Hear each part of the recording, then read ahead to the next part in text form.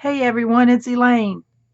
Well, I have been tagged. I have been wanting to do this 10 Crafty Questions challenge, but I had to wait for someone to tag me. Well, it happened. Grammy's keepsakes tagged me. Thanks, Lori. I appreciate it.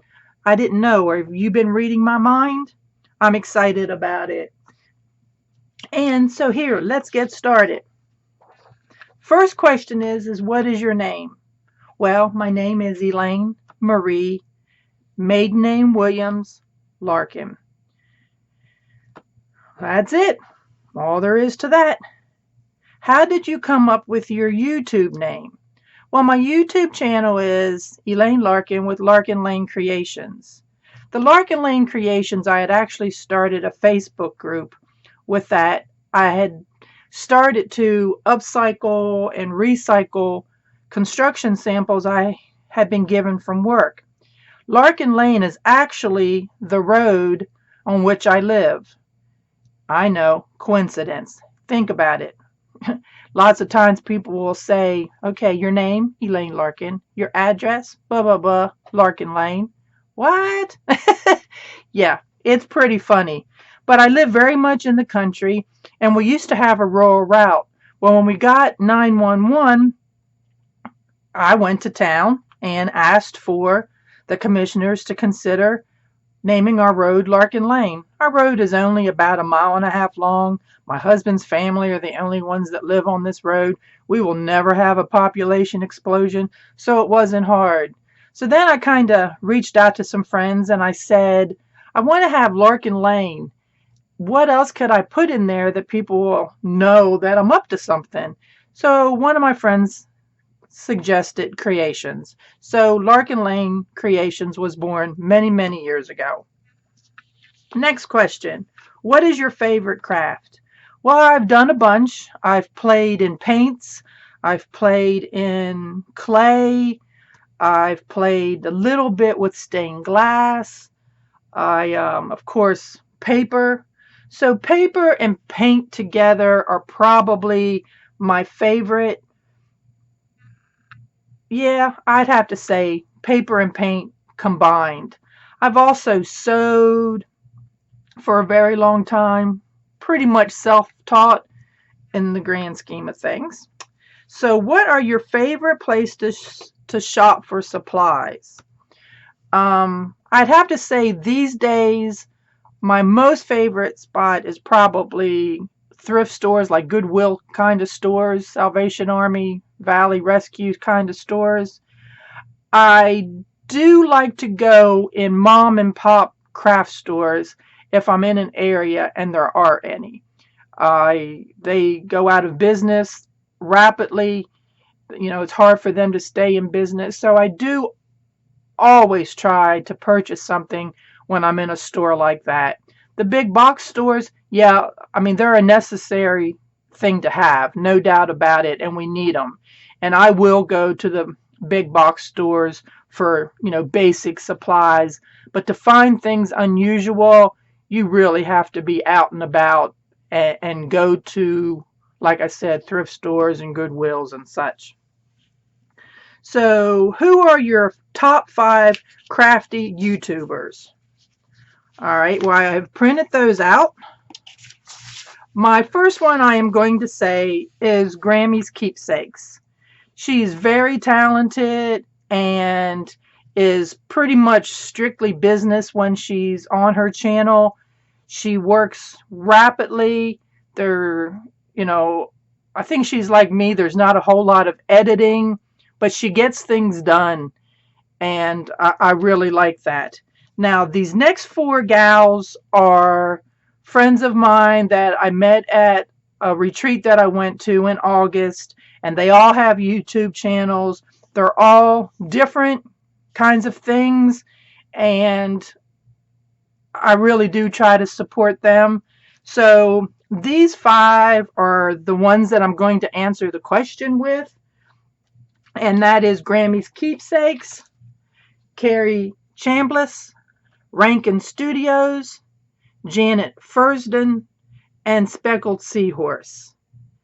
They all also, other than Grammy's Keepsakes, at the time that I'm filming this are all under 1,000 subscribers. And that's one thing I think that every YouTuber should always remember, is from which they came and how hard it was to get noticed. And when I say that, I'm going to jump down here to like Tracy Fox and Wendy's Journal Adventures. They do try to help the little guys. There's only really so much though they can do. They've got big channels that they need to make sure that they get videos on, but they do try to help the little guys. But I also like Eve Spade. She's just a little over 1,000. And then, another popular one is Nick the Booksmith. I really like Nick the Booksmith. She doesn't need a plug, however, she's got plenty of subscribers. And Tammy Anderson does a lot of the acrylic pouring of paints and uses resin. And I'm always interested in people that use resin. I've done it. It's not always easy. You really have to know what you're doing when it comes to mixing that up. And then two more YouTubers that I would just like to give a shout out to. I am going to be joining a collaborative with them where we're going to be making a couple different kinds of cards and stuff, and then have a giveaway. And I've just recently, they reached out to me, and I reached back and said that I would join. And that's Crafty Mama and This and That with Michelle. They also, are less than 1,000. So that is my shout out to everybody, and then my top 5 favorite. Let's see, what's my number 6 question? What is your favorite color? I'd have to say my favorite color, and people are going to laugh about this, but it's pink. I know, I'm not a pink kind of gal, but I look good in pink. Pink is one of those colors that every time I wear, people say, how good I look in it. And there's so many different shades of pink, as there are, I guess, every color. But for some reason, I don't know, I've been drawn to pink for a little while. What are your favorite craft tools? Well, I guess my most favorite craft tool is this gadget right here. It's for caulk. I'm telling you, I use it to scrape, gunk. I use it to pry. I use it for a tool like a screwdriver. I have used this tool, prying, cutting, scraping. This is probably my most favorite tool, and came from Lowe's or Home Depot. And actually, I have 2 of them. I can't be without this tool. It's my favorite. If I go somewhere, it goes with me. Other craft tools that are my favorite is, I guess I'm a glue junkie. I've got all kinds of glue sticks, I like glue. My next favorite tool would probably be my Big Kick, my die cutting machine. I use it a lot for all kinds of things. And then probably maybe embossing powder. This is chunky. I've really gotten attached to the chunky kind of embossing powder. To me, embossing powder is a mystery. It goes on as a powder or stuff that looks like glitter, and then it melts and is smooth and is beautiful, and I don't know. So embossing powder, I like. It's mysterious. And then the next tool I guess I like is a twofer, paper and paint. There is so much paper and so many styles of paper and printed paper and colored paper, and then paint, and the combination that you can come up with those two. And then again, I like a sewing machine, so I added an extra 1 or 2 in there. Sewing machine for many different kinds of reasons, cloth and paper. Where did I get my love of crafting? I don't really know. I did go to a high school where we had pottery class, where we did have art classes. I was pretty good at watercolor back in those days. And then I'm going to tell you a funny story. I took sewing. It wasn't really home ec, it was sewing. Well, me and my grandmother were so poor that I failed. I couldn't afford to buy the fabric, and I was too embarrassed to say anything, so I failed sewing the first time. I think I was a sophomore in high school. I mean, really, they gave me an F. And then in senior year, I said I want to do it again. I had such a desire to sew, but I went to town and bought the most ugliest fabric. It was like this khaki tan kind of color, but I made pants and a skirt and a vest and a jacket out of this awful color. Never wore it, but I lined the jacket and the vest, and I did great at it, and I had my projects, and of course I came off with an A in that class.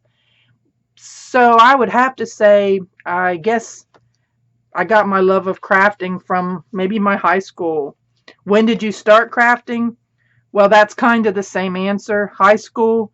But as an adult, I didn't really do anything until I'd say maybe 15 years ago or so.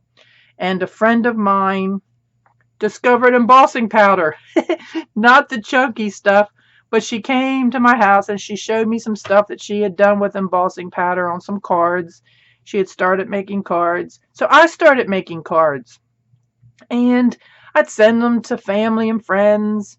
And then I realized that they were not so impressed with that card that I spent hours on. So I said, I like doing this. I need to do something else. So that's when I came up with art journaling. And art journaling, pretty much anything goes, and it's bound and it's contained. And I don't know, I really liked it. I could make a mess and it all still be together. So about 15 years ago as an adult. What has been my favorite craft so far? I'd have to say probably number one is paper crafting, all sorts of it.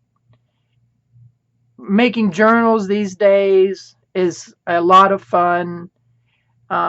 Doing art journals is still probably my favorite, but that is in a selfish way. Making journals that you can share and give is fun. So it's kind of a twofer there.